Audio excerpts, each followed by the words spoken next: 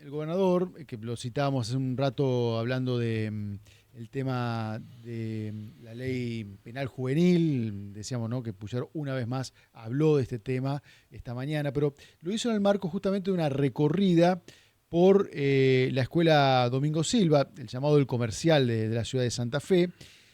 Bueno, porque hay una obra que está ejecutando allí, es una escuela que está en una situación realmente muy, muy compleja en términos edilicios. Bueno, y allí hizo referencia a que las clases, según el gobernador, van a comenzar en tiempo y forma, incluso dijo garantizarlo a esto. Y bueno, nos preguntamos si esto es así y qué está pasando, porque estamos hablando recién de la política salarial de los municipales. Ustedes saben, bueno, se ha levantado la medida de fuerza de estos 3 días, pero ¿qué pasa con el salario público? Que es algo que se ha venido afectando básicamente desde que comenzó esta gestión provincial, pero que ha tenido un recrudecimiento de ese perjuicio en los últimos meses. Y esto, también lo veníamos hablando en los últimos días, se nota mucho en el clima que se ve y se escucha. Primero, en muchos comentarios en redes sociales o en portales de noticias donde aparecen noticias del gobierno provincial, que bueno, pueden ser que sean contadas personas que lleven esto. Pasó esta situación en un festival, ¿no?, en el interior de la provincia, que yo también lo mencionaba hace poquitos días, donde también hubo allí algunas personas que salieron en defensa del gobernador, y todo tiene que ver con el salario del empleado público, el salario del docente, del policía, del empleado público en general, ¿no? Bueno, lo tengo aquí conmigo a Rodrigo Alonso, secretario general de AMSAFE, quien amablemente ha venido a visitarnos una vez más, así que lo agradezco enormemente. No, ¿Cómo por estás, favor. Rodrigo? ¿Qué tal? Buenas tardes, ¿no? Muy agradecido por la invitación. No, no, muchas gracias. No, por favor. Bueno, me imagino no te sorprende esto que estoy diciendo, ¿no? Este nivel de rechazo que se observa y se siente, principalmente en lo que tiene que ver con el salario Sí. del empleado público, el docente Ujú. en este caso, ¿no? Pero creo que hay justificativos, ¿no? Para ese rechazo. Creo que uno de los justificativos más fuertes tienen que ver con el incumplimiento de una promesa electoral, ¿no? Creo que a esta altura uno puede decirlo con todas las letras: el gobierno ha mentido en la campaña electoral, ha dicho que iba a hacer una cosa y terminó haciendo todo lo contrario. Y las consecuencias de hacer todo lo contrario, ¿no? Porque dijo que iba a haber cláusula gatillo, que íbamos a recuperar el salario ante la inflación, que iba a respetar los acuerdos paritarios, que iba a haber concurso, traslado, que iba a respetar los derechos laborales de los activos, pero también los derechos previsionales. Y no solamente que esto no se cumplió, sino que se hizo todo lo contrario. Entonces, el primer balance que uno hace, que se ve reflejado en este malestar que tenemos los docentes, los activos y los jubilados, el primer balance es: perdimos ante la inflación desde que asumió el gobierno provincial un 33%, pero con los datos del Instituto Provincial de Estadística y Censo y con los aumentos que tuvimos los docentes. O sea, en estos últimos 2 años. Exactamente. Sin tener en cuenta que todavía hay una deuda que el gobierno no terminó de saldar sobre la paritaria 2023, 23. Uh-huh. sin tener en cuenta que además los docentes activos perdimos ante la pérdida del incentivo docente, Claro. que también implicaba en algunos casos entre un 3 y un 7% en el El salario de un salario. docente. Eso fue un recorte nacional, ¿no? Eso fue un recorte nacional, Uh-huh. pero está fuera de este 33. Sí. Los jubilados, que a su vez ahora están cobrando los incrementos a los 60 días. Fíjate que vos ahora los primeros días de febrero, ahora se acerca carnaval, y van a cobrar la recomposición salarial que tuvimos los activos en octubre, noviembre. Fíjate, ¿no? Esa diferencia. Entonces, si yo te digo que durante el año 2025 los activos, con esta comparación, Sí. salario versus el IPEC, perdimos 7 puntos, los jubilados perdieron más. Perdieron por lo menos En 12 febrero puntos. cobran el sería el 4,8%. 3,8% de actualización que hubo por la diferencia salarial al mes de octubre, más el 1% correspondiente al mes de noviembre. Diferencia salarial que hay que decirla también, Claudio, que tiene que ver sobre unos meses, ¿no?, de la política salarial. Porque el año 2025 los activos perdimos 7 puntos y perdieron más de 11 puntos los jubilados. Entonces, perdimos en el 2025, perdimos en el 2024. Entonces, una característica que tiene el salario docente es una pérdida muy significativa con respecto a la inflación. Entonces, ¿qué cosa genera malestar? Genera malestar cuando un funcionario te dice, no, pero el salario le ganó a la inflación. Eso es mentira. Y eso genera mucho malestar. Genera mucho malestar no solamente la política, sino también la mentira, el intentar hacer creer algo que todos sabemos que es falso, pero además que tiene una implicancia en los procesos de aprendizaje, ¿no? Porque si yo te cuento cómo es la vida de un docente, el docente debería, con un salario, ocuparse y preocuparse por llevar adelante los procesos de aprendizaje de un determinado grupo de alumnos. Uh-huh. El docente ahora tiene un salario de 840.000 pesos. Está prácticamente más cerca de la línea de indigencia que de la línea de pobreza. Ese es un salario de un docente que inicia. De un docente que inicia. Uh-huh. El que termina no llega al millón. O sea que todavía estás muy lejos de la línea de pobreza. Sí. Te doy un dato. Diciembre 2023, el 90% de los docentes estamos por encima de la línea de la pobreza. Y hoy el 90% de los docentes estamos por debajo de la línea de la pobreza.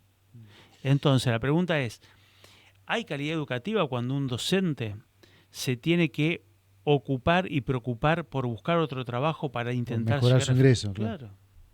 Rodrigo, ¿qué crees que creo que lo hablábamos la otra vez que viniste, ¿no? ¿Por dónde pasa esta política de Puyaro? Porque yo decía antes de presentarte que hoy, bueno, estuvo recorriendo unas obras, hizo mención sobre todo el ministro también, el ministro de Educación, a la calidad educativa, ¿no? Uh-huh. ¿Crees que esto pasa por una consonancia en el ajuste con Nación? Está claro. Sí, claro. Que me parece que algo de eso hay. Sí, por supuesto. No solamente lo ajustan los docentes, No, esto no. está claro. Pero en el caso de los docentes, ¿tiene que ver con una disconformidad en la tarea docente, crees vos? Y por eso no se mejora el aspecto disconformidad por parte del gobierno del con trabajo docente. Sí. Mira, el primer análisis que nosotros hacemos es que el gobierno se equivoca si cree que la calidad en los aprendizajes va a estar dada por la cantidad de días que un alumno asiste a la escuela. Uh-huh. Que la asistencia y la presencialidad es muy importante, eso está claro. No hay proceso de aprendizaje si el alumno no está en la escuela. Uh-huh. Ahora, para que haya un proceso satisfactorio, tiene que haber muchísimos elementos, ¿no? No es solo la presencialidad, porque si fuera solo la presencialidad, uno lleva a su hijo, a su hija, a su sobrino, a su nieto a la escuela y ya con el simple hecho de cruzar el umbral de la escuela ya aprendería. Y no es así. Va a aprender en tanto y en cuanto haya edificios acordes, haya materiales didácticos, haya docentes que puedan ocuparse y preocuparse exclusivamente de esos procesos de aprendizaje. Que ese docente además tenga condiciones laborales. En algún momento tenemos que hablar de las condiciones laborales. ¿Está bien que un docente enfermo vaya a trabajar? ¿Está bien eso? La verdad que no, que está muy mal. ¿Qué calidad de los aprendizajes va a haber ahí? ¿Hay calidad de los aprendizajes cuando no hay una política de formación docente? ¿Hay calidad de los aprendizajes, tanto que se habla ahora, ¿no?, de las cuestiones pedagógicas?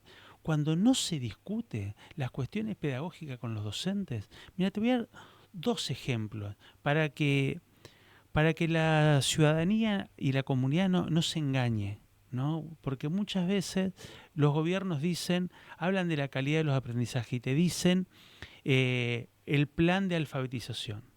El plan de alfabetización es un plan que fue comprado a una fundación educativa, que es la Fundación Natura. Una fundación que se dedica a la venta de cosméticos. Ojo, que cuando uno empieza a dar vueltas, los libritos de los cosméticos, además de crema de enjuague, de desodorante, de pintura de uñas, sí, te puedas encontrar cómo enseñar a leer o a escribir. Esa es la política educativa. No la consultó con los maestros, que son los que llevan adelante el proceso de alfabetización. Te quieren hacer creer de que vas a mejorar los procesos de aprendizaje ahora que después de muchísimo tiempo se va a implementar un cambio curricular en la escuela primaria, que es muy importante. Ahora fíjate lo que hace el gobierno. Dice, está a disposición de los maestros el contenido del cambio curricular para que vayan interiorizándose de cómo van a ser estos cambios. Ahora, el maestro no es que tiene que interiorizarse, el maestro debería participar en la discusión de cuáles son los contenidos, las formas, el trabajo que tiene que llevar adelante para mejorar ese proceso de aprendizaje. ¿Qué es lo que no hay en el gobierno? No hay ámbito de discusión y no hay ámbito de participación. Entonces se llenan la boca hablando de los procesos de aprendizaje cuando en verdad no hay un solo ámbito donde los docentes podamos participar y podamos discutir de qué manera podemos mejorar la escuela pública, que es uno de los grandes desafíos que tenemos los trabajadores y las trabajadoras de la educación. No, y además, porque esto por ahí es importante también decirlo, Rodrigo, ¿no? Hoy un aula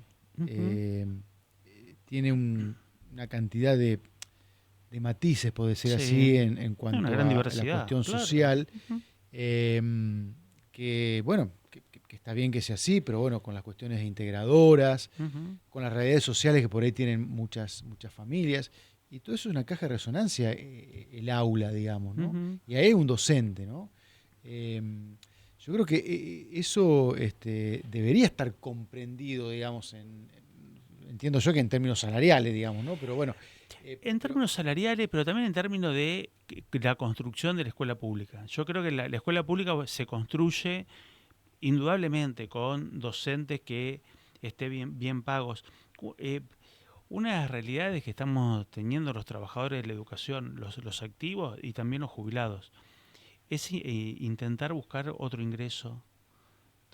Es común que vos te encuentres con compañeros que venden prepisa, que venden ropa, que te dicen yo te llevo y pagame. ¿Habrá algún Uber, no? Indudablemente, indudablemente. Trabajador de aplicación. ¿Y eso está bien o no? No está bien. Ese es el valor que se le da a la educación en la provincia de Santa Fe. Entonces yo digo, tiene que haber buenos salarios, tiene que haber buenas condiciones de trabajo y tiene que haber una discusión sobre las cuestiones pedagógicas. Esto que vos planteás es muy interesante, porque acá se está desconociendo la voz y la experiencia de los que sostienen la escuela pública, los que diariamente estamos en la escuela, los que diariamente llevamos adelante los procesos de aprendizaje. No puede ser que una fundación educativa o desde afuera de la escuela te vengan a decir lo que vos tenés que hacer. Vos tenés que ser parte de esa construcción y tenés que ser una voz muy importante. Entonces me parece que el gobierno se está equivocando. Se equivoca primero en la forma, en no escuchar, en no dialogar. Y segundo, en las políticas. Políticas que no tienen absolutamente nada que ver con las necesidades y los intereses que tenemos los docentes. Rodrigo, ¿qué desean ustedes, qué te imaginas para lo que viene la política salarial? ¿Cómo se está? Hoy lo hablamos antes de salir al aire. Lo último que hubo fue un principio del semestre. Claro, que fue en agosto, aumentos pautados, que fue un 7% de julio a diciembre, 1,5 en julio, 1,5 en agosto y después el 1% todos los meses. ¿Hubo un reajuste? Hubo un reajuste del 3,8 en el mes de octubre. Perdimos en noviembre, perdimos en diciembre, ahí no hubo reajuste lo que perdimos durante el primer semestre del año. Así que una política salarial ahí está ese 7 como me estás hablando. ¿Cómo? Ahí está ese 7 que me decís de atraso. Exactamente. Ajá. Entonces, bueno, pero debería haber reajuste en enero o cuando. Bueno, nosotros lo que está, a ver, ¿qué esperamos nosotros ahora? Primero que la paritaria empiece a funcionar, porque hasta acá, vamos a ser sinceros, no hubo paritaria. Acá hubo un ámbito de imposición del gobierno de la provincia. Entonces, la paritaria tiene que funcionar, tiene que haber diálogo, tiene que haber discusión. ¿Qué estamos planteando nosotros? Mirá, Claudio, hay 4 cosas que por lo menos son centrales. Hay muchísimos temas, pero hay 4 que son centrales. Primero, tiene que empezar a haber incrementos salariales con garantía de que si la inflación supera esos incrementos, automáticamente se recompone.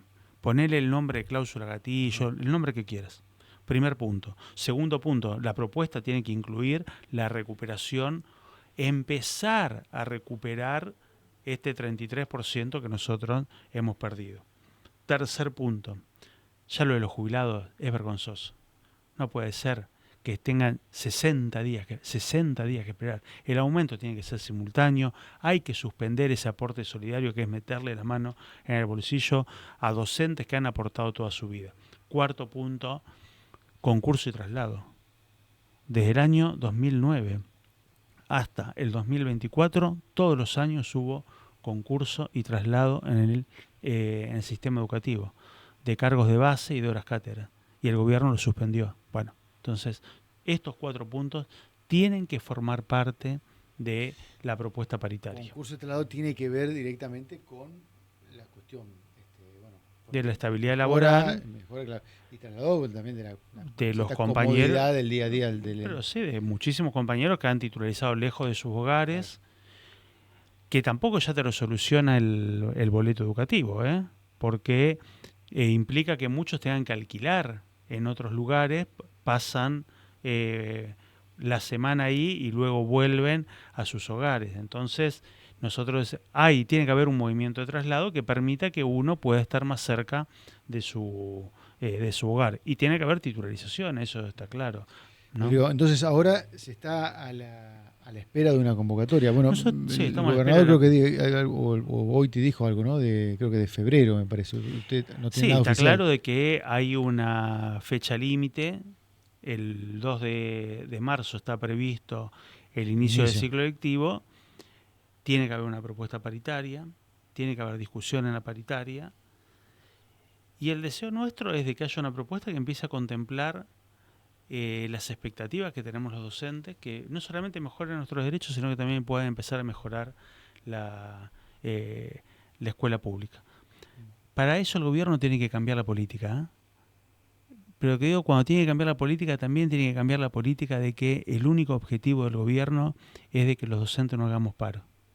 Eso no puede ser el objetivo de un gobierno. El objetivo de un gobierno tiene que ser mejorar las condiciones salariales, laborales y previsionales.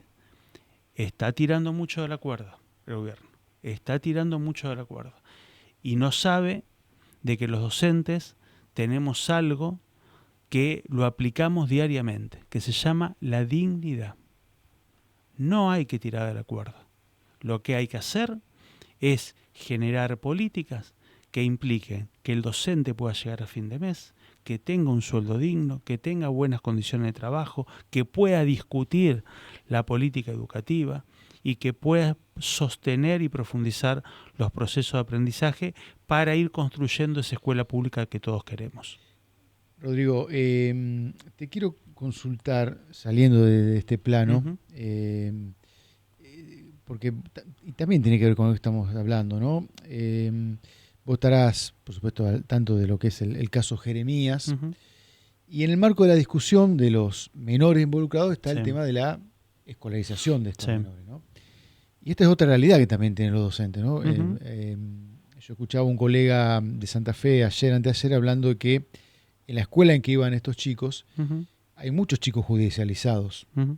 Quizás no con hechos tan graves como este, me imagino, ¿no? Pero esta también es otra realidad que tiene el docente, ¿no? Abordar, digamos, estas realidades. Totalmente. Y chicos que tienen que estar, lógicamente, Sí. 14 años necesitan tener la escolarización como Y cualquier chico. además hay una ley, que es la Ley de Educación Nacional, que garantiza un derecho, que es el derecho social a la educación. Entonces, está claro de que el objetivo que tenemos los docentes es el de garantizar ese derecho a la educación a los niños, a las niñas, a los jóvenes, también a los adultos que no ¿Mm? tienen, que no han finalizado Claro, la educación obligatoria. ¿Y los docentes qué hacemos? Buscamos distintas estrategias. Buscamos distintas estrategias. Hay que ver puntualmente en este caso a qué escuela van, cómo va a ser la estrategia que va a definir el equipo docente, pero siempre con una realidad que la sostenemos, que es que todos los niños, niñas, jóvenes, adultos tienen un derecho que es el derecho a la educación, independientemente de cuál es la situación judicial que después claro. tengan estos jóvenes. Gracias, Rodrigo. Ha sido un gusto. Muchas gracias. Rodrigo Alonso, de ANSAFE Provincial, estuvo una vez más aquí con nosotros.